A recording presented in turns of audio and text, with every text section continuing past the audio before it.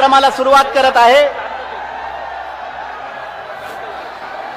बसा बसा, ए मावशानो बसा प्लीज, बसा बसा, सगळ्यांना दिसेल। पुढे कोणी उभे राहू नका प्लीज, पुढे कोणी उभे राहू नका प्लीज। गडचिरोली जिल्हा काँग्रेसचे अध्यक्ष महेंद्र ब्राह्मणवाडे यांना मी विनंती करतो की त्यांनी प्रियंकाजी गांधी यांचं स्वागत करावं। त्यासोबतच आमचे आरमोरी विधानसभा मतदारसंघाचे उमेदवार रामदास मसराम आणि श्री मनोहर पोरेटी यांना विनंती करतो की त्यांनी बिरसा मुंडा व छत्रपती शिवाजी महाराज यांचे स्मृती चिन्ह देऊन त्यांचं स्वागत करावं। एक जोरदार टाळ्यांचा कडकडाट स्वागत समारंभ सुरू आहे, शांत रहा।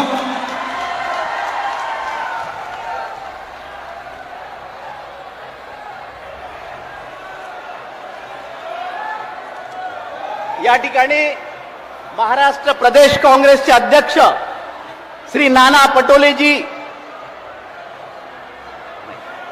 अखिल भारतीय काँग्रेस समितीचे कार्यकारी सदस्य आणि महाराष्ट्राचे प्रभारी श्री रमेश चेन्नीथालाजी, विरोधी श्री रमेश चेन्नीथालाजी यांचं स्वागत करण्यासाठी मी श्री विश्वजित कोवासे व मी स्वतः विनंती करत आहे।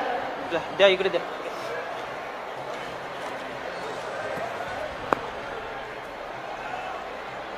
महाराष्ट्र प्रदेश काँग्रेस कमिटीचे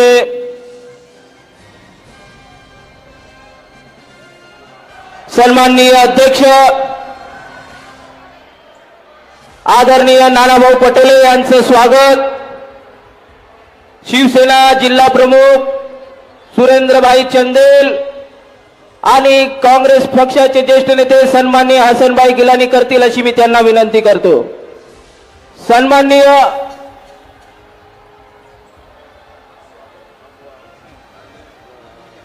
सन्माननीय या कार्यक्रमाला उपस्थित महाराष्ट्राचे प्रभारी आदरणीय रमेशजी चेन्नीथाला साहेब, माननीय छत्तीसगडचे माजी मुख्यमंत्री आदरणीय भूपेशजी बघेल साहेब, या जिल्ह्याचे भूमिपुत्र राज्याचे विरोधी पक्षनेते सन्माननीय नामदार विजयभाऊ वडेट्टीवार साहेब, खासदार डॉक्टर किरसान साहेब, या सर्व मान्यवरांचा मी या ठिकाणी शब्द सुमनाने सगळ्यांच्या उपस्थित जोरदार टाळ्यांनी या ठिकाणी स्वागत करतो।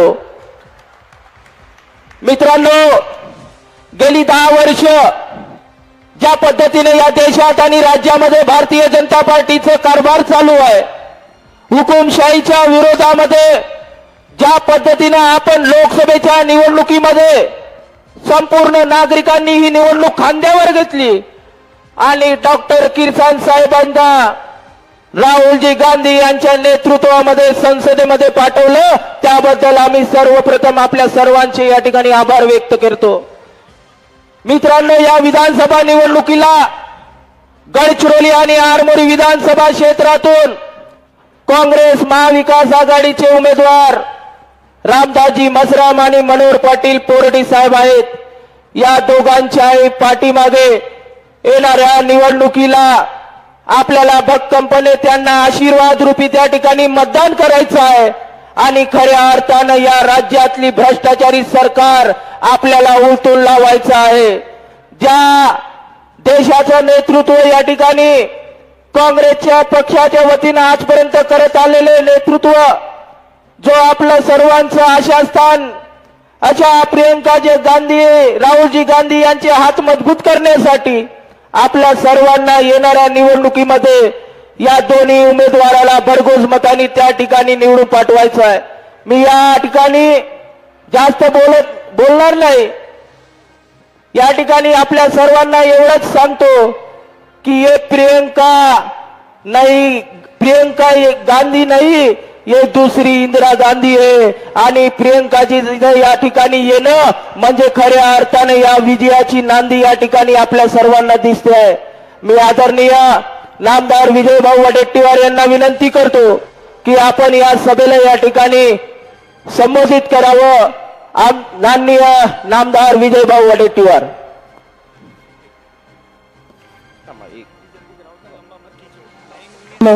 माननीय नामदार विजय वडेट्टीवार साहेब हे तथागत भगवान गौतम बुद्धाची प्रतिमा मूर्ती त्यांच्या प्रियंका गांधीजी यांना देत आहे. जोरदार टाळ्यांचा कडकडाट. आणि यानंतर विजयभाऊ वडेट्टीवार यांचं दमदार भाषण या निर्धार सभेमध्ये. वडेट्टीवार हे विरोधी पक्ष नेते तर आहेच, पण आपल्या ब्रह्मपुरी विधानसभा मतदारसंघातून ते महाविकास आघाडीचे उमेदवार आहेत. तरी त्यांना आमची विनंती आहे की त्यांनी या सभेला संबोधित. परम पूज्य गुरुदेव वंदनीय राष्ट्रसंत तुकडोजी महाराज, संविधान निर्माते विश्वरत्न परमपूज्य डॉक्टर बाबासाहेब आंबेडकर, क्रांतीसूर्य महात्मा ज्योतिबा फुले, आपल्या रयतेचे राजे, बहुजनांचे राजे छत्रपती शिवाजी महाराज, अहिंसेचे पुजारी परमपूज्य महात्मा गांधी या सर्व महामानवास विनम्र अभिवादन. आजच्या या विराट अशा सभेला या देशाचे आशास्थान म्हणून आपण ज्यांच्याकडे बघतो आहोत त्या माननीय प्रियंका गांधीजी या ठिकाणी आलेल्या आहेत. या मंचावर उपस्थित माननीय नानाभाऊ, माननीय आमचे प्रभारी चैनिताला साहेब, माननीय बघेल साहेब, माननीय खासदार किरसान साहेब, मंचावर असलेले दोनही उमेदवार आणि मसराम गुरुजी आणि मनोहर पोरेटीजी, आज बाळासाहेब ठाकरे यांचा स्मृती दिवस आहे. आपण त्यांना अभिवादन या ठिकाणी करणार आहोत. त्यांच्या स्मृतीला सुद्धा या ठिकाणी आठवण करणार आहोत. आजचा दिवस दोन गोष्टींनी मला आठवतोय. एक, याच मतदारसंघामध्ये इथे राहुलजींची सभा झाली, राजूजींची सभा झाली याच मैदानावर. मैं प्रियंका जी को बताना चाहूंगा, यहाँ पे राहुल जी की सभा हो गई, राजीव गांधी जी की भी सभा हो गई, पर आज की सभा इन सब सभा का इतिहास तोड़ने वाली सभा है. और आपको सुनने के लिए हमारा ये ट्राइबल बेल्ट, आदिवासी इलाका, यहाँ पे गोंड, कोरकू, मारिया, प्रधान, बड़ा मारिया, ऐसी जातियां यहाँ पे बड़े पैमाने में हमारे ट्राइबल डिस्ट्रिक्ट में रहती है. और आज मैं ये कहूंगा आपके सामने कि ये विधानसभा से या पूरे जिले से कांग्रेस भारी मतों से कांग्रेस के उम्मीदवार जीतेंगे, महाविकास आघाड़ी के उम्मीदवार जीतेंगे. इस सरकार ने जो खेला खेला है, महाविकास आघाड़ी को जिताने की आवश्यकता क्यों है? महायुति के महापाप को नष्ट करना है. महायुतीच्या महापापांना या महाराष्ट्राच्या पावनभूमीत घालायचं आहे. 2,53,000 तरुणी मुली महाराष्ट्रात गायब आहेत. आज महिलांचं संरक्षण नाही. महिलांचं संरक्षण फडणवीस शिंदे सरकार करू शकत नाही. या ठिकाणी महिला मुलीवर अत्याचार होतो. या राज्यातील उद्योग आणि इन्व्हेस्टमेंट गुजरातच्या दिशेनं पडत आहेत.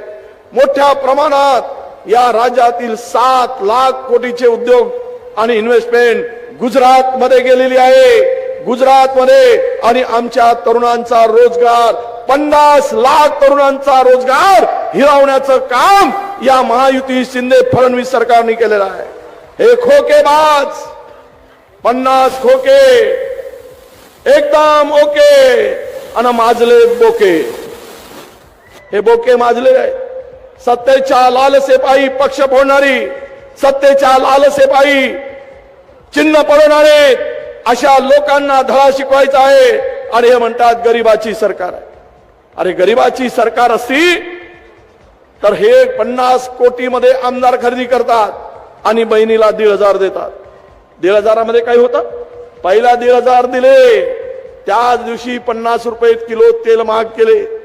1,500 ज्या महिन्यात दिले त्या दिवशी इलेक्ट्रिकचा बिल 30% महाग केले. ज्या दिवशी 1,500 रुपये दिले 125 रुपये किलोची तुरीची डाळ 180 रुपयावर नेले की नाही? हे जर महागाईचा बोकांनी तुमच्यावर बसत असेल, एका खिशामध्ये टाकायचा आणि दुसऱ्या खिशातून काढायचा. आज हा मेलाय ना तू झाला आणि दिले दिले दिले दिले म्हणून 1,500 सांगतायत. काँग्रेसची सरकार येऊ द्या. आमचे नेते राहुलजींनी, आमचे नेते शरद पवार साहेबांनी गॅरंटी दिली आहे. भगिनींनो, तुमच्या खात्यात महाविकास आघाडीची सरकार आली की 3,000 रुपये तुमच्या खात्यामध्ये पडतील. 3,000 रुपये देण्याचा निर्णय आम्ही घेतलेला आहे. राहुलजींनी घेतला आहे, गॅरंटी दिली आहे. आणि त्याबरोबर मोफत बस यात्रा. जा मस्तपैकी इवयाच्या गावाला, जावयाच्या गावाला, ओरीकडे फिरून या, बस मध्ये चला, तिकीट काढायची गरज.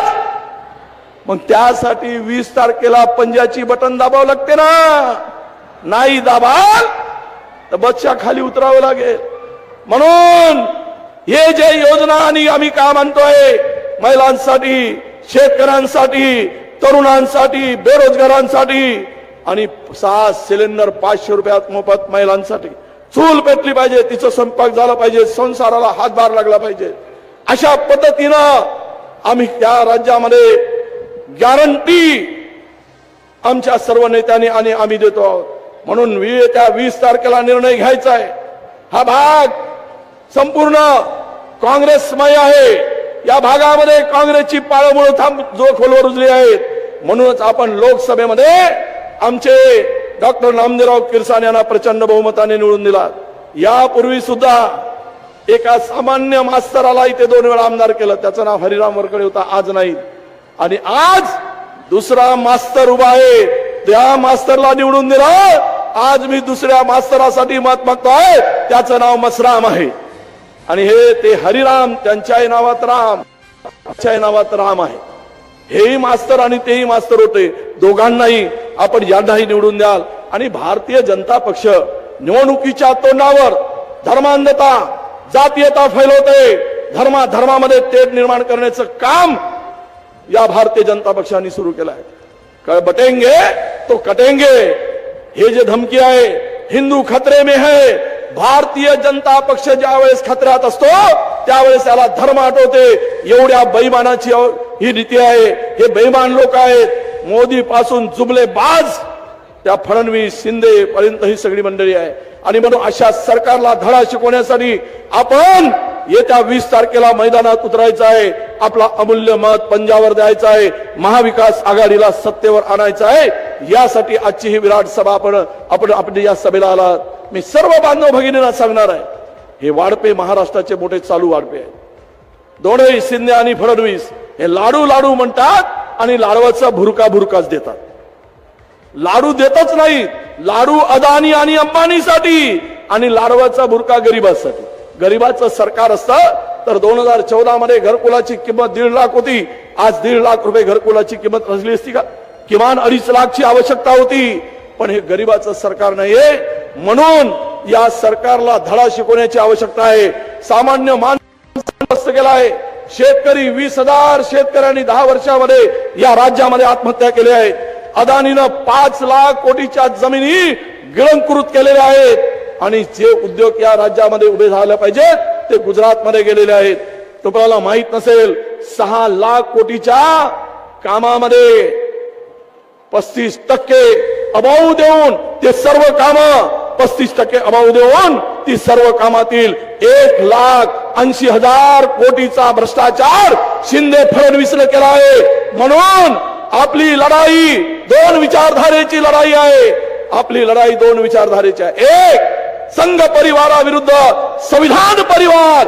तुम्हाला संविधान परिवाराचे उमेदवार लोकात आमचा उमेदवार संविधान परिवाराचा आहे, जो बाबासाहेबांच्या संविधानाला मानतो आहे. राहुलजी गांधी संविधान वाचवण्यासाठी लढत आहेत. आमचा सर्व विश्वास आमच्या नेत्या प्रियंकाजी आणि राहुलजीवर आहे. कारण देश सुरक्षित ठेवून कोण शकतात, देशातील बहुजनांचं रक्षण कोण करू शकतात, देशातील SC ST OBCचं हक्काचं संरक्षण कोण करू शकतात, तर केवळ राहुल गांधी आणि प्रियंका गांधी करू शकतात. दुसऱ्या कोणाची हिंमत नाही. म्हणून आपण ताकदीनं यांच्या पाठीमागं, काँग्रेसच्या मागं उभं राहिलं पाहिजे अशी नम्रपणे हात जोडून विनंती करतो. आणि 20 तारखेला दोनही आणि मी एक तिसरा, म्हणजे बाजूनच आहे माझा मतदारसंघ, हे दोघेही आणि मी तिसरा तिघा नाही, प्रचंड बहुमतानं विजय करा अशी हात जोडून आपल्याला नम्रपणे विनंती करतो आणि इथेच थांबतो. जय हिंद, जय भीम, जय सेवा, सलाम अलैकुम, राम राम. धन्यवाद विजय भाऊ. यानंतर सन्माननीय महाराष्ट्र प्रदेश काँग्रेस कमिटीचे अध्यक्ष आदरणीय आमदार नानाभाऊ पटोले या ठिकाणी संबोधित करतील अशी मी त्यांना विनंती करतो. छत्रपती शिवाजी महाराज की, परमपूज्य डॉक्टर बाबासाहेब आंबेडकर की, क्रांतिवीर सूर्य भगवान बिरसा मुंडा की. सबसे पहले हमारी लाडली नेता, हमारी दीदी प्रियंका गांधी जी का मैं बहुत बहुत तहे दिल से आपके तरफ से, सबके तरफ से मैं स्वागत करता हूं.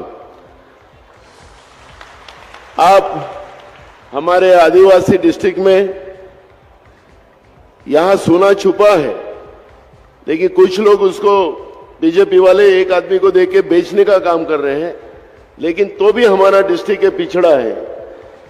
मैं ऐसे ये इस आदिवासी जिले में आप हमारे कैंडिडेट का प्रचार करने आप आए हो और मुझे विश्वास है कि दीदी जहां जहां जाती है वहां की सीटें जीती जाती है.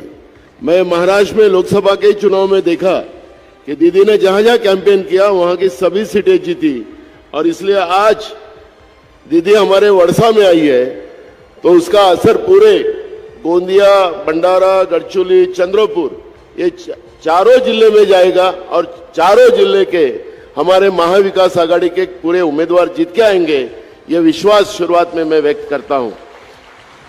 या कार्यक्रमाला उपस्थित झालेले छत्तीसगडचे माजी मुख्यमंत्री आमचे मोठे बंधू आदरणीय भूपेशजी बघेल, आमचे महाराष्ट्राचे प्रभारी रमेश चन्नीथलाजी, आमचे विधानसभेचे विरोधी पक्ष नेते आणि ब्रह्मपुरीचे उमेदवार विजय वडेट्टीवारजी, आदरणीय आपल्या भागाचे लोकप्रिय खासदार आदरणीय नामदेव किरसानजी, मी या ठिकाणी विशेष करून आरपीआयचे गवई गटाचे प्रमुख राजेंद्र गवईजी, शिवसेनेचे सगळे नेते, राष्ट्रवादीचे जे नेते आणि काँग्रेसचे पक्षाचे सगळे नेते, मोठ्या संख्येने उपस्थित असलेल्या माझ्या माता बहिणी, आमचे सगळे वडीलधारी मंडळी, युवक मित्र आणि पत्रकार बंधू,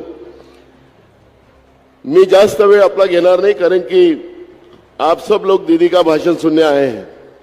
मी एवढंच सांगेन की आपला हा सगळा धान उत्पादकाचा पट्टा आहे आणि आज दिवाळी संपली तरी अजून धानाचे खरेदी केंद्र सुरू झाले नाही.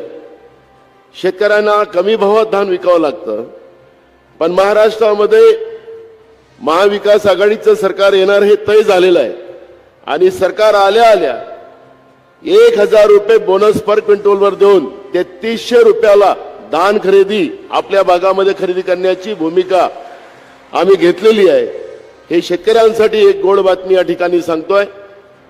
विशेष करून आरोग्याच्या बाबत आज आपण पाहतो की कोरोनाच्या नंतर ज्या पद्धतीनं आजाराचं प्रमाण वाढलं, मोदीनं जे वॅक्सिन आपल्याला दिलं त्या वॅक्सिन नंतर कोणाचे हातपाय दुखायला सुरुवात झाली, फुफ्फुसाचे आजार वाढलेत, कॅन्सर वाढला, ब्रेन स्ट्रोक वाढला आणि त्याच्यामुळे मोठ्या प्रमाणात आपल्याला आरोग्यासाठी खर्च लागतोय. महाराष्ट्रामध्ये आपलं सरकार जवळपास 25 लाख रुपये प्रत्येक व्यक्तीवर खर्च करण्याची भूमिका ही आमच्या महाविकास आघाडी सरकारची राहील आणि औषध सुद्धा त्याच्यामध्ये मोफत देण्याची भूमिका राहणार आहे. तरुणांच्या रोजगारांच्या बद्दलची भूमिका सुद्धा मी मागच्या काळातही सांगितलं. गडचिरोलीमध्ये आपल्याला जे लूट चाललेली आहे त्या लुटीला थांबवून इथं मोठी कारखानदारी उभी करायची आणि सगळ्या तरुणांना रोजगार देण्याचा एक निर्णय या ठिकाणी केलेला आहे. जातीय जनगणनेच्या माध्यमातून सगळ्या जातीच्या लोकांना न्याय देण्याची भूमिका, सामाजिक न्यायाची भूमिका हे महाविकास आघाडीचं सरकार करेल हे या ठिकाणी मी आवर्जून सांगतोय. मी आपल्याला एक गोष्ट आवर्जून सांगतो की मी महाराष्ट्रभर फिरवतो. अजूनही मी माझ्या साकोली विधानसभेमध्ये मी अजूनपर्यंत पोहोचलो नाही. आज संध्याकाळपासून होईल आणि उद्याचा दिवस 5 वाजता प्रचार बंद होईल. पण महाराष्ट्राकडे सगळीकडे फिरत असताना महाराष्ट्रामध्ये भाजपच्या विरोधात मोठी चीड आहे. त्यांनी शेतकऱ्यांना फसवलं, त्यांनी आदिवासींना फसवलं, त्यांनी तरुणांना फसवलं, महिलांचा तर घातच केला. महाराष्ट्रामध्ये सगळ्यात जास्त महिलांवर अत्याचार, 66,000 महिला या महाराष्ट्रातून गायब झाल्या. 4 आणि 5 वर्षाच्या मुली सुद्धा शाळेमध्ये सुरक्षित नाही. कायदा सुव्यवस्थेचे सगळे 3-13 वाजलेत.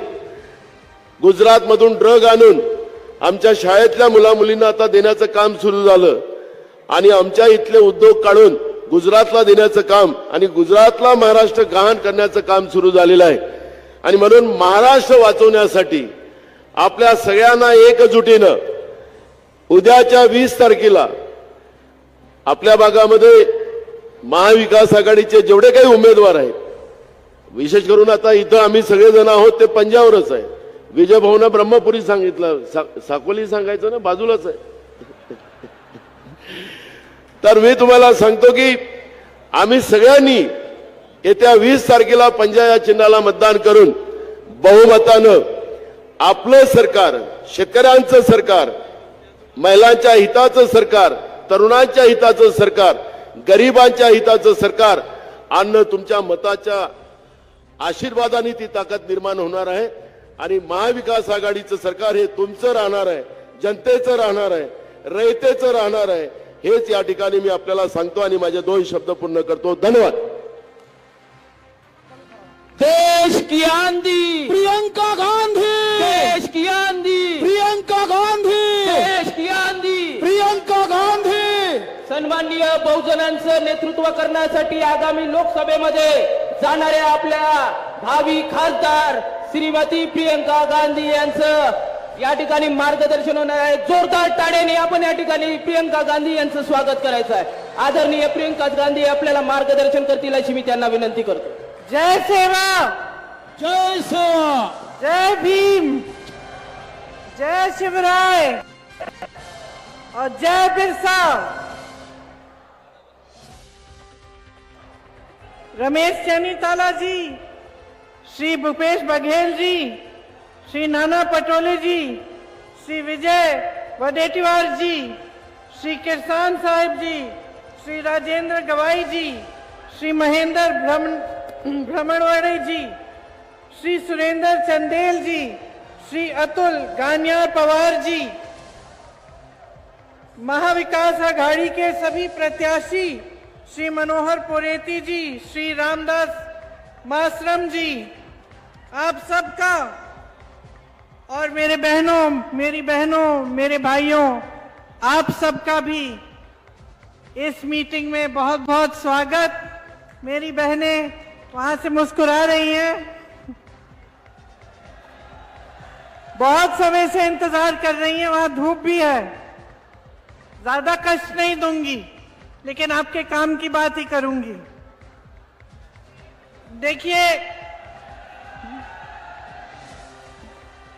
देखिए ये छत्रपति शिवाजी महाराज, महात्मा फूले जी, सावित्रीबाई फूले जी, साहू जी महाराज जी, बाबा साहेब अंबेडकर जी की धरती है. महान धरती है ये.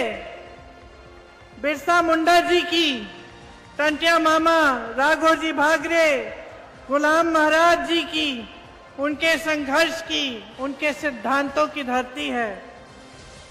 इस धरती का एक बहुत गहरा महत्व है हमारे देश की संस्कृति में, हमारे देश की राजनीति में,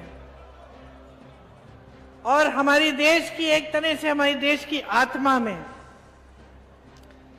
जो आज हमारा देश है, एक लोकतंत्र है, हमारा मजबूत संविधान है, इसकी नींव इन्हीं की सोच से डली है, इन्हीं के कार्यशैली से डली, और ये इस महान इतिहास से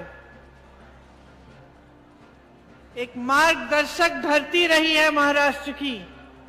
राजा विक्रमादित्य शाह गोंड जी, रानी दुर्गावती बाई जी, बापूराव शेड माके जी, पूर्व सीएम मारोत राव कन्नमर कन्नम्बार जी, श्री वसंतराव नायक जी, सुधाकर राव नायक जी, इन सब की कर्मभूमि है। मैं जब अपना भाषण तैयार कर रही थी, मैं सोच रही थी कि इतने सारे महापुरुष हैं, इतनी महान महिलाएं आपके प्रदेश की गिनती भी नहीं हो सकती उनकी।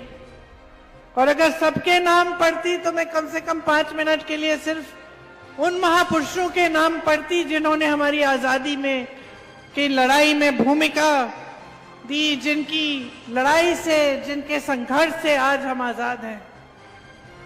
तो ये आपकी धरती है, इसने मार्गदर्शन दिया है पूरे देश को, हमेशा नींव डाली है देश के संविधान की, धार्मिक कट्टरता के विरोध विचारधारा की धरती है, समानता, एकजुटता यहीं से उभरी है।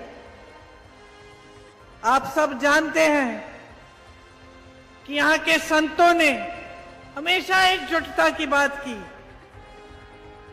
और हमारे देश की जो राजनीति है वह भी उसी एकजुटता पर ही बनी है कि ये देश एक रहेगा तभी हम अच्छी तरह से आगे बढ़ पाएंगे। कभी भेदभाव नहीं हुआ, कभी सरकारों ने ये नहीं कहा कि भाई हम सिर्फ एक प्रदेश का विकास करेंगे या सिर्फ एक इलाके का विकास करेंगे, क्योंकि जितने भी नेता रहे उन सब नेताओं ने हमेशा सोचा कि जो हमारा संविधान है उसने जो शक्ति दी है जन जन को, उस जन जन का प्रतिनिधित्व पूरे देश भर में होना चाहिए।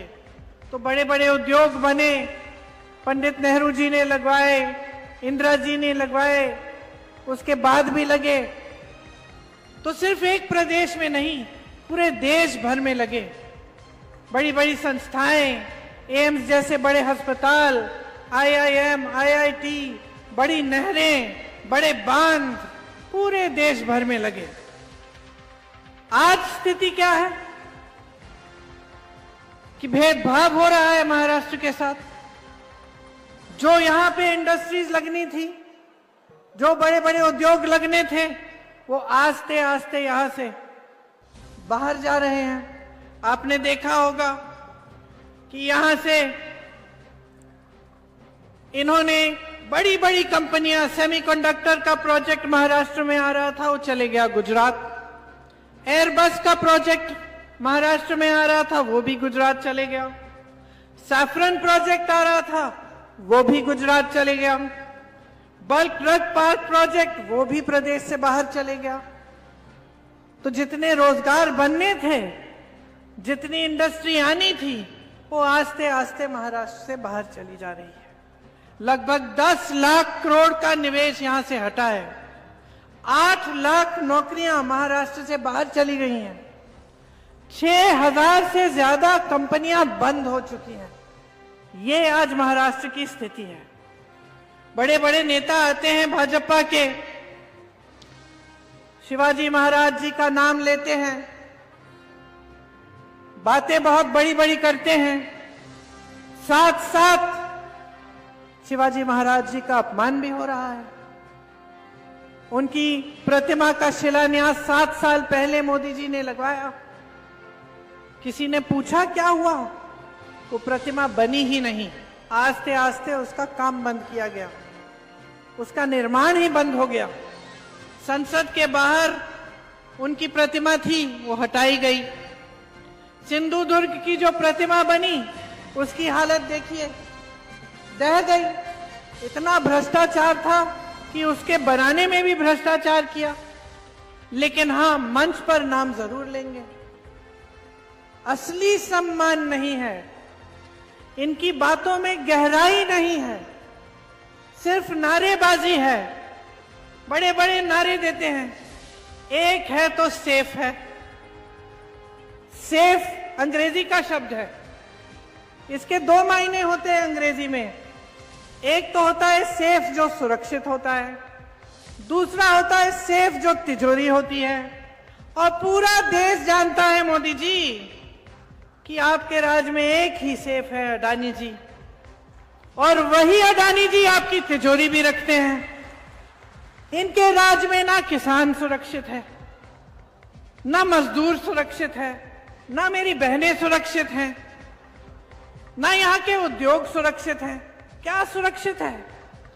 सिर्फ खोखले नारे देते हैं, चुनाव के समय आ जाते हैं, बड़ी बड़ी बातें करते हैं, चुनाव के बाद कुछ होता नहीं है। दूसरी तरफ आप कांग्रेस की सरकारों को देखिए, जहां जहां कांग्रेस की सरकार बनी, हमने गारंटी दी, हमने कहा चुनाव के बाद हम इन गारंटियों को, आपको गारंटी देते हैं, हम ये चीजें करेंगे। आप कर्नाटका में फोन लगाइए, तेलंगाना में फोन लगाइए, हिमाचल में पूछिए, जो गारंटी हमने दी वो चुनाव के एक दिन बाद से लागू होनी शुरू हुई। यहां छत्तीसगढ़ के पूर्व मुख्यमंत्री जी बैठे हैं, बघेल जी से पूछिए, जब इनकी सरकार बनी थी तो कांग्रेस ने ये कहा था कि किसानों के कर्ज माफ करेंगे। बघेल जी, सच है कि नहीं कि 24 घंटों के अंदर अंदर आपने किसानों के कर्ज माफ करना शुरू किया? 24 घंटों के अंदर अंदर। तो जो हम कह रहे हैं वो एक जमीनी बात है, वो सच्चाई की बात है। हम कहते हैं कि हम कुछ करके दिखाएंगे, तो चुनाव के बाद जैसे ही सरकार बनती है वो काम शुरू हो जाता है। उसके विपरीत भाजपा की विचारधारा है, भाजपा की सोच है। ये सोचते हैं कि यहां मंचों पर कुछ भी कह सकते हैं, लेकिन कुछ करने की जरूरत नहीं है, उस पे खरा उतरने की जरूरत नहीं है, कि कोई जवाबदेही है ही नहीं जनता के प्रति, कि जब चुनाव आएगा तो हम ऐसे ही नारे दे देंगे, जनता का जो ध्यान है उसको बांट देंगे, इधर उधर कर देंगे, धर्म के आधार पर कुछ कह देंगे, जाति के आधार पर कुछ कह देंगे, जनता के जज्बात ऊपर उभर जाएंगे, जनता का ध्यान भटक जाएगा और हम चुनाव जीत जाएंगे। तो एक जो जवाबदेही होती थी, जो हमारे संविधान ने बनाई, संविधान में लिखी हुई है कि वोट आपका है, शक्ति आपकी है, आप बदलाव ला सकते हो, जनता के प्रति जवाबदेही होगी हर नेता की, हर प्रधानमंत्री की, हर मंत्री की। वो इन्होंने आस्ते आस्ते 10 सालों में वो परंपरा छोड़ दी है और वो जवाबदेही खत्म होने जा रही है। क्योंकि जब राजनीति की जो दिशा है वो इस तरह से बदल जाती है कि वो आपकी समस्याओं की बात नहीं करती, वो जो आपकी सच्चाई है, जो आप जी रहे हैं, जो आपका संघर्ष है, उसके बारे में चर्चा नहीं होती। चर्चा होती है तो आपके ध्यान भटकाने वाली चर्चा होती है। तब यही होता है कि नेता सोचता है कि कोई बात नहीं, हमें काम करने की जरूरत नहीं है, हम तो बस चुनाव के समय कुछ भी कह देंगे, चुनाव जीत जाएंगे। तो ये बहुत गलत परंपरा है। आज देखिए आपकी कितने संघर्ष हैं। मेरी बहनें यहाँ बैठी हैं, आप मेहनत करती हो अपने बच्चों को बड़ा करने के लिए। अभी यहाँ धूप में बैठी हो, घर जाओगी, खाना पकाओगी, जो खेती में काम करता है खेती में जाएगी, काम करेगी, फिर भी घर आके काम करेगी, बच्चों की परवरिश देखनी है, परिवार के सब सदस्य ठीक है कि नहीं, कोई बीमार तो नहीं है, सब कुछ देखना है। सबसे ज्यादा मेहनत महिला करती है, सबसे ज्यादा मेहनत, सबसे ज्यादा संघर्ष। और देखो परेशानियां कितनी हैं आज, महंगाई कितनी बढ़ा दी है इन्होंने। 10 सालों में इतनी महंगाई बढ़ गई है कि आज आप त्योहार भी खुशी से नहीं मना सकते। त्योहार आता है, घबराहट होती है, दिवाली आ रही है, पुताई करनी पड़ेगी, मेहमान आएंगे, खाना बनाना पड़ेगा, नए नए कपड़े सिलवाने पड़ेंगे, कैसे करेंगे। जो खुशी का मौका है उससे भी घबराने लगे हैं लोग, क्योंकि महंगाई इतनी बेहद ज्यादा हो गई है। हर चीज पे जीएसटी लगा दी है, कपड़ों पे जीएसटी, दवाओं पे जीएसटी। जो छोटे छोटे दुकानदार हैं, जो छोटे छोटे बिजनेस चलाते हैं, उनके नाक में दम कर दिया है। कोई कमा नहीं पा रहा है, बेरोजगारी चरम पे है। आप बच्चों को पढ़ाते लिखाते हो, मेहनत करते हो। आज देखो ये जमाना नहीं रहा कि कोई गरीब परिवार का है, गांव में है, तो सोचता है कि चलो 8वीं तक पढ़ा देंगे और बस। ये जमाना नहीं रहा। आज गरीब से गरीब परिवार में, पिछड़े से पिछड़े इलाके में कोई चले जाए, देखे गरीब से गरीब परिवार में माँ बाप चाहते हैं कि ये बेटा पढ़ेगा लिखेगा, अच्छी इसका अच्छा भविष्य बनेगा, और कुछ भी करते हैं उसकी पढ़ाई लिखाई के लिए।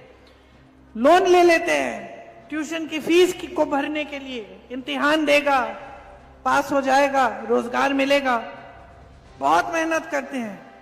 लेकिन भविष्य क्या है आज नौजवानों के लिए?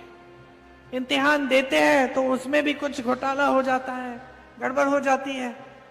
माँ बाप पढ़ाते हैं लिखाते हैं, मेहनत करते हैं, रोजगार नहीं मिलता, नशे का शिकार बन जाता है। तो सरकार की सबसे पहली नीति तो यही होनी चाहिए कि मजबूत रोजगार दिलवाए, कि जो आप मेहनत कर रहे हैं उसका हम समर्थन करें, सरकार समर्थन करे, आपको आगे बढ़ाए। लेकिन इनकी नीति ये है कि जो देश का है वो सब एक आदमी को पकड़ा दो। देश के बंदरगाह, देश के हवाई अड्डे, देश की बड़ी बड़ी कंपनियां, इन सब से रोजगार मिलता था, ये सब अडानी जी को दे दिए। आपकी जमीनें देने जा रहे हैं। छत्तीसगढ़ में पूछिए कितनी जमीन खा गए हैं आदिवासियों के, आपके हक जा रहे हैं और आपको रोजगार नहीं मिल रहा है। यहां से बड़ी बड़ी कंपनियां जा रही हैं, और जो सरकारी कंपनियां हैं उनमें कॉन्ट्रैक्ट का सिस्टम आ गया है, ठेके का सिस्टम आ गया है। आज महाराष्ट्र में 2.5 लाख खाली पद हैं, और अगर मैं अभी कहूंगी कि हाथ उठाओ यहां कितने बेरोजगार नौजवान हैं, तो सारे हाथ उठ जाएंगे। उठा के दिखाओ। सारी जनता बेरोजगारी से जूझ रही है, पढ़े लिखे बच्चे, किसी को के पास रोजगार नहीं है, 2.5 लाख पद खाली पड़े, आपने भरे नहीं है। तो क्या कर रहे हैं? सरकार क्या कर रही है? आपको मालूम है सबसे ज्यादा आत्महत्या नौजवानों की आज महाराष्ट्र में है। सोचिए, जो प्रदेश सबसे आगे होता था हर चीज में, आज इसमें आगे हो गया है, क्योंकि इनकी नीतियां एकदम गलत हैं। आज आरक्षित पदों पर भी आपको रोजगार नहीं मिलता। महंगाई से आप जूझ रहे हैं, तड़प रहे हैं कि कोई राहत मिले। बेरोजगारी से आप जूझ रहे हैं, और सरकार क्या करती है? 2.5 सालों से इनकी सरकार रही है, और 10 सालों से ज्यादा हो गए हैं केंद्र में। महाराष्ट्र में 2.5 साल हो गए हैं जब से इन्होंने सरकार चुराई आपकी। और क्या किया इन्होंने? कुछ नहीं। अब चुनाव आने लगा, बहनों ध्यान से सुनो, ध्यान से सुनो। चुनाव आने लगा और 4 महीने पहले आपके लिए स्कीम निकाली है, लाडली स्कीम इनकी, जिससे आपको 1500 रुपए महीने दे रहे हैं। आप मुझे बताओ, 2.5 साल से इनकी सरकार रही है, 2.5 साल से कहां थे? आप जानती हैं, सोचिए, मान लीजिए किसी की बेटी की शादी किसी घर में हो गई और एक नालायक से शादी हो गई। उसने शादी कर ली, आपने शादी करा ली, और वो नालायक काम नहीं करता, बेटी की देखभाल नहीं करता, कमाता नहीं है, जाके जुआ खेलता है, पीता है, जो भी करता है। एक दिन आ गया कि वो घर आया, बड़े प्यार से बातें करने लग गया आपकी बेटी से, और अच्छी अच्छी बातें कर रहा है कि मैं ये खरीद के दूंगा, वो खरीद के दूंगा। तो आप क्या कहेंगी? क्या कहेंगी बेटी को? अब यही कहेंगी ना कि असली चरित्र पहचानो, ये तो 2-3 दिन से अच्छा है, इसको कुछ जरूर चाहिए होगा तुमसे, यही कहोगी ना। तो यही तो सिलसिला है। 2.5 सालों से कुछ नहीं किया, अब चुनाव के पहले आ गए लाडली बहना लेके, 1500 रुपए आपको पकड़ा रहे हैं, सोचते हैं कि आपका वोट खरीदेंगे इन 1500 रुपए से। और आपसे कितना लिया है इन सालों में इन्होंने?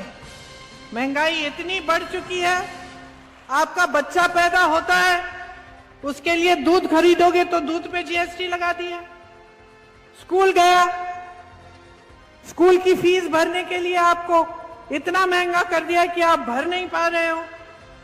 कॉपी पेंसिल पर जीएसटी है, खाने और कपड़े पर जीएसटी है, बीमार पड़ गया आपका बच्चा उसके इलाज पर जीएसटी है। इतनी महंगाई है कि आप टैक्स पे टैक्स भर रहे हो। और ये बड़े बड़े उद्योगपति, इनकी टैक्स इनकी टैक्स आगे नहीं बढ़ी है, आप पे टैक्स डालते रहते हैं। इनकी टैक्स वही की वही है जहां पहले थी, उसको नहीं बढ़ाया है किसी ने। 16 लाख करोड़ रुपए इन्होंने बड़े बड़े उद्योगपतियों के माफ किए हैं। किसानों का कर्ज माफ किया है? आपके लिए कोई भी सुविधा है? आज किसान परेशान है, चाहे वो कपास का किसान हो, परेशानियों से लदा हुआ है, कमा नहीं पा रहा है, हर चीज का दाम महंगा हो गया है, खेती पे जीएसटी है, सब चीज महंगी हो गई है, खेती नहीं कर पा रहा है। सोयाबीन का किसान, कपास का किसान, किसी से भी पूछ लें। मैं पूछना चाहती हूं आपसे, आप कमा पा रहे हैं क्या अपनी खेती से? आज इतनी परेशानियां हैं कि सिर्फ आप परेशानियों में ही उसी दलदल में फंसे हुए हैं, निकल नहीं पा रहे हैं। तो ये परिस्थितियां हैं यहाँ की। यहाँ आदिवासी भाई बहन बहुत है मेरे। आपको मालूम होगा कि यूपीए के समय में तड़ोबा को फॉरेस्ट रिजर्व से के माइनिंग से बचाया था, प्रस्ताव को नकार दिया था। 2020 में मोदी जी की सरकार ने 41 कोल ब्लॉक की प्रक्रिया शुरू की। महाविकास आघाड़ी ने इसको रुकवाया, लेकिन आज इन चीजों की कहीं रोक नहीं है। जो आपकी जमीनें हैं ये दी जा रही हैं माइनिंग के लिए, अलग अलग चीजों के लिए आपसे छीनी जा रही हैं। बड़े बड़े उद्योगपतियों के लिए, अडानी जी जैसे उद्योगपतियों के लिए सारी नीतियां बन रही हैं, लेकिन आपको जो सुरक्षित रखती हैं उन नीतियों को कमजोर किया जा रहा है। कांग्रेस का वनाधिकार कानून था, आदिवासियों को जंगल, जल, जमीन पे हक दिया था, और ये हक कोई एहसान नहीं था, ये आपकी परंपरा है, पुराना हक है आपका। और मेरी दादी जी इंदिरा जी कहती थी कि जो आदिवासी भाई बहन हैं, इनकी जो परंपरा है ये सर्वोपरि है। उस समय लोग इस बात की गहराई को समझते नहीं थे। आज पूरे विश्व में लोग कहते हैं कि पानी, कि धरती, हमारे पहाड़, हमारे जंगल, इनका आदर करना चाहिए, इनको बचा कर रखना चाहिए, नहीं तो हमारी पूरी पृथ्वी ही खत्म हो रही है। आज पूरी दुनिया आपकी तरफ देखती है कि आपके कैसे रीति रिवाज हैं, आपकी क्या परंपराएं हैं, आप किस तरह से अपना जीवन जीते हैं, जल, जंगल, जमीन का आदर करते हैं। ये बात उस समय इंदिरा जी समझ गई थी, इसीलिए उनका जो नाता है आपसे वो एक बहुत गहरा पुराना नाता था। और उसी रिश्ते, उसी समझ पर ये कांग्रेस पार्टी की नीतियां बनी, आपको सुरक्षित रखने के लिए। पैसा कानून भी बना आपको सुरक्षित, आपके हक को सुरक्षित रखने के लिए। आज ये सारे कानून कमजोर किए जा रहे हैं। महाराष्ट्र में 4 लाख आदिवासियों ने एफआरए के क्लेम लगाए हैं। 2 लाख क्लेम इसमें से रिजेक्ट हो गए हैं, वापस कर दिए गए हैं। पूरे देश में 22 लाख आदिवासियों की जमीन पे क्लेम है, वो नकार दी गई है। तो आपका जमीन पे जो आपका हक है वो कमजोर किया जा रहा है। मुझे मालूम है कि यहाँ पे सिकल सेल एनीमिया जो है उसकी वजह से काफी परेशानियां हैं आपकी। महाराष्ट्र में 16,000 से ज्यादा मरीज और ज्यादातर आदिवासी समुदाय के हैं। 4,000 मरीज अकेले गढ़चिरौली के हैं। स्वास्थ्य सुविधाएं बदहाल हैं। ये बड़ी बड़ी बातें जो मोदी जी उनके मंत्री जी करते हैं आपके सामने, ये सिर्फ बातें ही रह गई। स्वास्थ्य की बात है, शिक्षा की बात है, बेरोजगारी की बात है, महंगाई की बात है, तो कोई काम नहीं हो रहा है। मैंने देखा और बहुत दुख हुआ इसे देख के कि मेरे एक आदिवासी भाई अपने बेटे की लाश को 15 किलोमीटर हाथों में लेके चले। अब आप सोचिए बहनें, हम सब माँ हैं, सबके बच्चे हैं।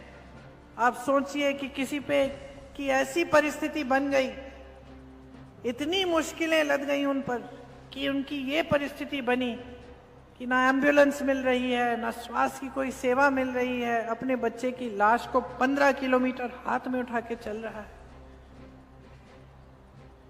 और मोदी जी कहते हैं तब सरकारें और थी, आज मोदी है। हाँ, आज मोदी जी हैं और ये परिस्थितियां हैं आपकी, ये समस्याएं हैं इतनी गहरी, इतनी गंभीर कि सामना कर नहीं पा रहे हैं आप। घबराहट हो रही है, कल फिर से हम जाएंगे, काम करेंगे खेती में, क्या पता कमा पाएंगे कि नहीं कमा पाएंगे। ये परिस्थितियां बन गई हैं आपकी। यहां पे सिंचाई और खाद की भी बड़ी समस्या है। मैंने सुना है कि सड़कें भी बहुत खराब हैं, पर्याप्त बिजली आपको नहीं मिल रही है, और जो वन पर आधारित जो रोजगार हैं जो पहले आपको मिलते थे वो अब नहीं मिल रहे हैं। स्कूल नहीं है, अस्पताल नहीं है ढंग के, तो आगे भविष्य क्या है इस सदी में 2024 में, जबकि जैसे मैंने कहा सब चाहते हैं कि अपने बच्चे बड़े हों, पढ़ें लिखें, उनका भविष्य मजबूत हो, लेकिन ये परिस्थितियां बनी हुई हैं आपकी। यहाँ के मेरे बंगाली भाई बहन जिनको 1971 में इंदिरा जी ने जिनका पुनर्वास कराया, आज उनकी भी बड़ी समस्याएं हैं। और हम चाहते हैं कि आपकी भी समस्याएं पर ध्यान हो, और अगर हमारी सरकार आए तो हम आप सबको मदद कर पाएं। मैंने किसानों का जिक्र किया था, आपको याद होगा कि कपास का रेट कितना होता था कांग्रेस के समय में, 8,000 रुपए मिलते थे, अभी 6,000 रुपए हैं। कपास का आयात करके आपके कपास का दाम घटाया है। ये हैं इनकी नीतियां। 10 सालों से सोयाबीन का रेट का जो दाम है वो बढ़ा नहीं है। कांग्रेस के समय में 7,000 8,000 रुपए होता था, आज 4,100 रुपए है। तो आप ही सोचिए कि आगे बढ़ने के बजाय आप पीछे हट रहे हैं। किसानों की कमाई बढ़नी चाहिए समय के साथ, वो घटती चली जा रही है। प्याज का निर्यात बैन कर दिया, बैन हटाया क्योंकि आप लोगों ने कहा कि ये ठीक नहीं है, बैन हटाया, एक्सपोर्ट ड्यूटी लगा दी, 50 लाख टन फसल बर्बाद हुआ। दूध के उत्पादक जो किसान हैं उनको सही दाम नहीं मिलता, संतरे के निर्यात पर ड्यूटी बढ़ा दी, खेती का सामान सब महंगा हो गया है, आज हर चीज पे जीएसटी है। तो आप बताइए आगे कैसे बढ़ेंगे। मेरे भाई राहुल गांधी जी ने एक यात्रा की, न्याय यात्रा थी। उन्होंने कहा कि देश के हर एक इंसान के लिए न्याय होना चाहिए। कश्मीर से कन्याकुमारी से कश्मीर तक यात्रा की, मणिपुर से मुंबई तक यात्रा की, और यही कहते गए कि हमें न्याय दिलवाना है जनता को, कि जाति जनगणना होनी चाहिए जिससे देश में पता चले कि सबकी क्या संख्या है और आरक्षण सही ढंग से दिए जाए। उन्होंने कहा कि आरक्षण पर जो 50% सीमा है वो हटनी चाहिए। हर रोज कह रहे हैं, देश के एक कोने से दूसरे कोने तक यात्रा करते हैं इसको कहने के लिए। और मोदी जी क्या कहते हैं कि राहुल जी आरक्षण के खिलाफ हैं। आप सोचिए कितना बड़ा झूठ कह देते हैं आपके सामने। सोचते हैं कि आप देख नहीं रहे हैं कि कौन लड़ रहा है इस आरक्षण की 50% सीमा हटाने के लिए, कौन लड़ रहा है जाति जनगणना के लिए। मैं मोदी जी को चुनौती देती हूं कि मंच पे खड़े होकर एक बार कह दें कि जाति जनगणना करेंगे। एक बार कह दें कि ये जो 50% की सीमा है आरक्षण की वो हटा देंगे। हिम्मत करें। मेरे भाई का एक मंत्र है, डरो मत। मोदी जी डरिए मत, हिम्मत करिए, कह दीजिए कि आपकी सच्चाई क्या है, कि आप डरते हैं इस बात से कि आपने देखा कि जाति जनगणना के लिए कितना समर्थन था इस देश में कि आप चुनाव हारते हारते निकल आए। डर गए, इसीलिए आज आप ये बातें कर रहे हैं, वरना 10 सालों में आपने क्या किया है इसके बारे में। देखिए बहनों और भाइयों, बहुत समय हो गया है कि ये जो झूठी राजनीति है इसकी परंपरा चल रही है देश में। 11 सालों से आप देख रहे हैं, लगभग 11 साल होने वाले हैं, और 2.5 सालों से आपने यहां महाराष्ट्र में देखा, जो अपने आप को कहते हैं कि वो पाक हैं, कि भ्रष्ट नहीं है और सारी दुनिया भ्रष्ट है। उन्होंने क्या किया? उन्होंने आपकी बनी बनाई सरकार चुराई। आपने सरकार चुनी थी, अपने वोट की शक्ति से सरकार बनी थी, और मोदी जी और उनके लोगों ने घूस दे देकर, हजारों करोड़ रुपए दे देकर वो सरकार हटाई, सरकार बदली और एक नई सरकार बनाई। और आज सारी बातें बाहर निकल रही हैं कि उन चर्चाओं में भी अडानी जी बैठे थे। तो ये सरकारें बन किस लिए रही हैं? ये आपकी भलाई के लिए बन रही हैं कि इनके बिजनेस की भलाई के लिए बन रही हैं? ये आपकी भलाई और आपके भविष्य के लिए बन रही हैं, या खुद ये नेता अपने भविष्य को सुरक्षित रखने के लिए, सत्ता अपने हाथों में रखने के लिए, अपनी कुर्सियों के लिए बना रहे हैं? गहराई से सोचिए। आज एक चुनाव फिर से आपके सामने है, और मैं सिर्फ आपको एक चीज कहना चाहती हूं, खास तौर से अपनी बहनों को, कि देखो अपने बारे में सोचो।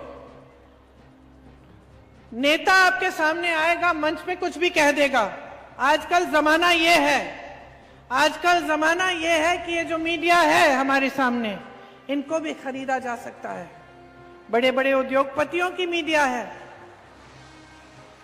आपको कुछ भी कहा जा सकता है। आप सिर्फ बातों के भरोसे मत चलिए। ये चुनाव आपकी जरूरतों पे लड़ा जाना चाहिए। आपकी क्या परिस्थिति है? इनकी सरकार इतनी समय से है, क्या आपको पानी के लिए संघर्ष करना पड़ता है कि पानी मिल जाता है? क्या बिजली आ रही है आपके घर में? क्या कमाई हो रही है? क्या बेरोजगारी कम हो रही है? क्या महंगाई कम हो रही है? ये है असली सवाल। असली सवाल ये है कि आप इस देश की जनता हो, आपके जीवन में तरक्की आ रही है कि नहीं। ये एक सवाल है बस, इसके बारे में सोचो। अर्जुन की तरह अपना ध्यान एकदम एक चीज पे रखो, वो है आपका भविष्य, आपके बच्चों का भविष्य और आपकी जिंदगी, आपका जीवन। क्योंकि मोदी जी के मंत्री, जो यहाँ के मुख्यमंत्री हैं, वो सब अपनी ही दुनिया में रहते हैं। वो कभी जनता से मिलते जुलते नहीं है, कट गए हैं जनता से। उनको पता भी नहीं है कि आपके संघर्ष क्या है। वो तो सिर्फ मंच पे आके अच्छे अच्छे भाषण देके, नए नए नारे देके चले जाते हैं। जीवन तो आप जी रही हैं, आप जी रहे हो। खेती में रोज काम करते हो, कमा नहीं पा रहे हो। घर जाती हो, बच्चे को खाना खिला नहीं पा रही हो, भूखी सोती हो, क्योंकि देखती हो कि सबने खाना खा लिया है, चलो मैं छोड़ दूंगी, मैं कल खा लूंगी। ये परिस्थिति नहीं होनी चाहिए आपकी। इसीलिए अगर आप अपने लिए नहीं लड़ेंगे, अगर आप अपने वोट की शक्ति को नहीं पहचानेंगे, अगर आप खड़े नहीं होंगे और आप नहीं कहेंगे कि बहुत हो गया, हमें बदलाव चाहिए, हमें एक नई सरकार चाहिए जिसे कोई खरीद ना पाए, जो हमारे लिए काम करे, जो हमारी जरूरतों को पूरी करे, जो हमारी समस्याओं का हल करे, तभी बदलाव आएगा। और सबसे बड़ी शक्ति मेरी बहनों आपकी है, सबसे बड़ी शक्ति।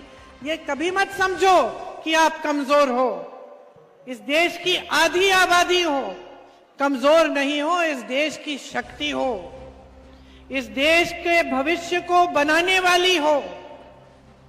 बच्चे तुम पालती हो, उनका परवरिश तुम करती हो, पूरे परिवार की सेहत, पूरे परिवार का खाना, पूरे परिवार के लिए सारा काम तुम करती हो, आखिर में तुम सोती हो। ये देश तुम्हारा है, बशर्ते अपनी शक्ति को समझो, अपने आप को कमजोर मत समझो। ये समझो कि इस देश की महिला इस देश की रीढ़ की हड्डी है। जिस दिन खड़ी हो जाओगी और किसी के बहकावे में नहीं आओगी, जिस दिन कोई आपको बोले कि चुनाव के पहले लो 1500 रुपए दो, और उसके बहकावे में नहीं आओगी और उसके आधार पर वोट नहीं डालोगे, लेकिन अपने आधार पर वोट डालोगे कि अपना जीवन क्या है, कि अपने बच्चों की क्या परिस्थिति है, उस दिन से आपके जीवन में बदलाव आएगा। हमारी कुछ गारंटियां हैं महाविकास आघाड़ी की, उसमें हम कह रहे हैं कि हर महीने महिलाओं को 3000 रुपए देंगे, लेकिन हम चुनाव के आधार पर नहीं कह रहे हैं, हम आपके प्रति सम्मान के आधार पर कह रहे हैं। हम जानते हैं कि समाज का बोझ आप उठाती हो अपने कंधों पर, हम जानते हैं, इसीलिए हम कह रहे हैं कि 1500 काफी नहीं है, 3000 रुपए आपको मिलने चाहिए, और आपके पास छोटी सी अपनी रकम होनी चाहिए, जो जब आप खर्चना चाहें, जब आपको जरूरत पड़े, आपके हाथों में हो। और ये काम सरकार बनने के अगले दिन से शुरू होगा। इसका इंतजार नहीं होगा कि अगला चुनाव आएगा तो लो थोड़ी सी मदद लो, क्योंकि हमारी सिर्फ नीति अच्छी नहीं है, हमारी नीयत भी साफ है। इसके साथ साथ 25 लाख की हम स्वास्थ्य बीमा देना चाहते हैं। राजस्थान में कांग्रेस की सरकार थी, 25 लाख का स्वास्थ्य बीमा वहां पे दिया गया, और मैं ऐसे लोगों से मिली जिनका कैंसर का ऑपरेशन, हार्ट का ऑपरेशन, बड़ी बड़ी जो बीमारियां थी, उनका पूरा इलाज मुफ्त में हुआ इस बीमा की वजह से। हम ये महाराष्ट्र में करना चाहते हैं ताकि जब कोई बीमार पड़े तो आपको घबराहट ना हो, आप जाने कि हाँ 25 लाख तक बीमा है, इलाज हो जाएगा। किसानों के लिए 3 लाख रुपए तक कर्ज माफ किया जाएगा। नियमित कर्ज चुकाने पर 50,000 रुपए का प्रोत्साहन मिलेगा। सोयाबीन का जो MSP है, न्यूनतम समर्थन मूल्य, वो 7,000 रुपए प्रति क्विंटल होगा प्लस बोनस। कपास के लिए आपको सही दाम मिलेगा, और प्याज के लिए उचित दाम तय करने के लिए एक कमेटी बनाई जाएगी ताकि प्याज के लिए भी आपको उचित दाम मिले। यहाँ पे जो नौजवान हैं जिन्होंने हाथ उठाया कि बेरोजगार हैं, ये जो 2.5 लाख पद खाली हैं इनके राज्य में, इनको पूरा करने के लिए, इनको भरने का काम महाविकास आघाड़ी की सरकार करेगी। जो नौजवान बेरोजगार हैं उन्हें 4,000 रुपए प्रति माह बेरोजगारी भत्ता भी मिलेगा, ताकि जब तक नौकरी न मिल जाए तब तक कुछ सहूलियत हो, कुछ सहायता मिले। देखिए, मैंने स्पष्ट कहा काफी बार कि ये चुनाव आपकी समस्याओं के बारे में होना चाहिए। ये चुनाव जो है, ये आपके सम्मान, आपके अधिकार, आपके विकास का चुनाव है। इसमें आप अपना वोट एकदम ध्यान से इस्तेमाल करिए, विवेक से इस्तेमाल करिए। मैंने कहा कि हम लोगों की बातों में मत पड़िए। मैंने कहा देख लीजिए कि दूसरे प्रदेशों में कांग्रेस की सरकार क्या कर रही है, क्या ऐसी गारंटियां पूरी हो रही हैं कि नहीं, तभी वोट दीजिए। तो मैं सिर्फ एक चीज कहने आई हूं आपसे, जागरूक बनिए, सतर्क बनिए, किसी के बहकावे में मत आइए। ये वोट जो है ये आपका भविष्य बनाएगा। सोच समझ के महाविकास आघाड़ी के जो उम्मीदवार हैं उनको भारी से भारी बहुमत से जिताएं, ताकि ये समस्याएं दूर होनी शुरू हो, ताकि आपके बच्चों का भविष्य मजबूत होना शुरू हो, ताकि ये जो बड़ी बड़ी समस्याएं हैं, बेरोजगारी, ये महंगाई, ये किसानों की जो समस्याएं हैं, ये दूर हो। ऐसी सरकार बने जिसकी नीति आपके लिए बने, किसी बड़े उद्योगपति की खाल बचाने के लिए नहीं, लेकिन आपके भविष्य को मजबूत बनाने के लिए बने। आपने बहुत शांति से और ध्यान से मेरी बातें सुनी, इसके लिए मैं धन्यवाद देती हूं।